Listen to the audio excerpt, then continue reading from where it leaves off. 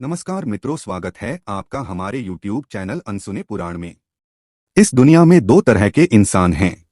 एक वह जो यह मानते हैं कि भाग्य वाग्य कुछ नहीं होता है और वे कर्म की प्रधानता में ही विश्वास करते हैं। दूसरे वे लोग हैं जो भाग्यवादी हैं, यानी उनका किस्मत पर पूरा भरोसा होता है। उनका दृढ़ विश्वास होता है कि जो भाग्य या किस्मत में लिखा है वह होकर ही रहेगा।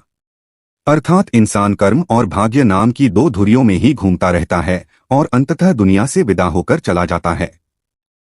आज के समय का युवा भी यही सोचता है कि बिना कुछ किए ही उसे वह सब कुछ मिल जाए जो वह चाहता है। इस विषय पर अक्सर बहस होती रही है कि आखिर कौन बड़ा है, भाग्य या कर्म। अनंतकाल से ही यह बहस का विषय रहा है कि कर्म ज्यादा महत्वपूर्ण है या भाग्य। जब अर्जुन ने कुरुक्षेत्र में अपने स्वजनों को युद्ध के लिए अपने सामने खड़ा पाया तो उसका शरीर निस्तेज हो गया। उसके हाथों से धनुष छूट गया और प्राणहीन मनुष्य के समान वह धरती पर गिर पड़ा। तब भगवान श्री कृष्ण ने उसे गीता के कर्म ज्ञान का उपदेश दिया। भगवद गीता में भगवान श्री कृष्ण भी अर्जुन से कर्म करने की ही बात कहते हैं। अर्जुन को कर्म करने का ही उपदेश देते हैं। श्री कृष्ण कहते हैं, हे अर्जुन, राज्य तुम्हारे भाग्य में है या नहीं ये तो बात की बात है, परंतु युद्ध तो तुम्हें पहले लड़ना ही होगा, कर्म तो तुम्हें करना ही होगा। गोस्वामी तुलसीदास जी ने भी श्री रामचरितमानस में कर्म की ही प्रधानता बताई है। गोस्वामी तुलसीदास कहते हैं, कर्म प्रधान विश्व करी राखा। अर्थात युग तो कर्म का ही है, प्रधानता तो कर्म की ही है।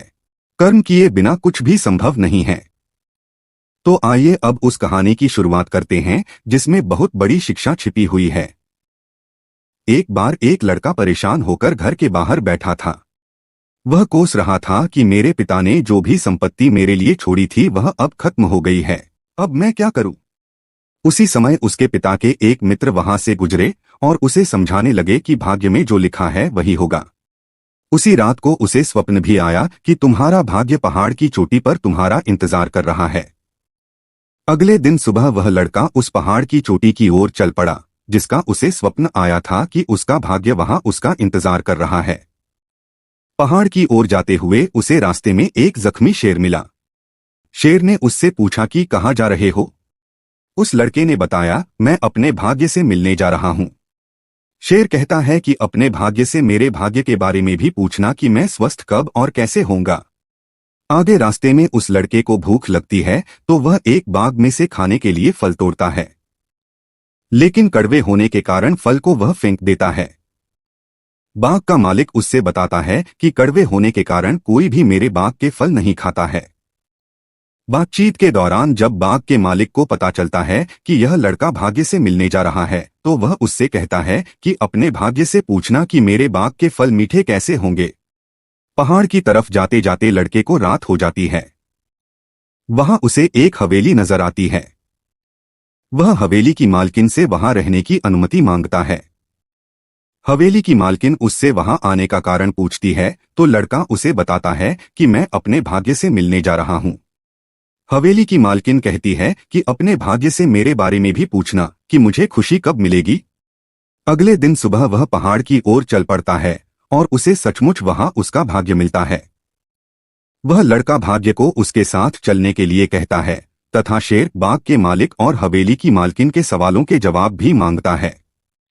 भाग्य तीनों के सवालों का जवाब दे देता है और कहता है कि तुम चलो अपना कर्म करो, मैं तुम्हारे पीछे पीछे आता हूं।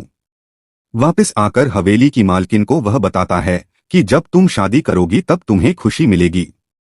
इस पर हवेली की मालकिन उस लड़के को ही उससे शादी करने की बात करती है और कहती है कि मुझसे शादी के बाद तुम मेरी हवेली के मालिक बन जाओगे, तुम्हारी गरीबी दूर हो जाएगी और मुझे भी खुशी मिल जाएगी। लड़का बोला, नहीं, मैं तुमसे शादी नहीं करूंगा क्योंकि मेरा भाग्य मेरे पीछे आ रहा है। मैं तुम्हारे साथ रहकर अपना भाग्य खराब नहीं कर सकता। आगे चलकर बाग के मालिक के सवाल के जवाब में उसने कहा कि भाग्य के अनुसार तुम्हारे बाग में जहां से पानी आता है वहां सोना दबा हुआ है, जिस कारण से बाग के फल कड़वे होते हैं। सोना हटाने के बाद बाग के फल मीठे हो जाएंगे। बाग का मालिक लड़के से कहता है कि मैं सोना खोद कर निकाल देता हूं। तुमने मुझे समस्या का समाधान बताया है, इसलिए सोना तुम ले जाओ। लड़का कहता है कि मुझे सोने की जरूरत नहीं है, मेरा भाग्य मेरे पीछे आ रहा है। इसके बाद वह लड़का शेर के पास पहुंच जाता है। शेर कहता है कि क्या तुम मेरे सवाल का जवाब पूछ कर आए हो? लड़का कहता है कि भाग्य के अनुसार जब तुम सबसे मूर्ख व्यक्ति को खाओगे तो पूरी तरह से स्वस्थ हो जाओगे। शेर ने कहा, तुम्हारा बहुत बहुत धन्यवाद। मैं तुमको कोई इनाम देना चाहता हूं। लड़के ने कहा कि मुझे इनाम की आवश्यकता नहीं है।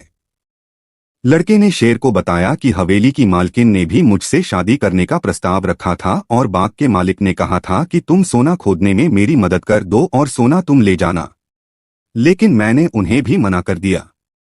शेर ने पूछा, तुमने ऐसा क्यों किया? लड़के ने जवाब दिया कि मैंने उन सबसे कहा कि मेरा भाग्य मेरे पीछे ही आ रहा है, इसलिए मुझे इसकी आवश्यकता नहीं है।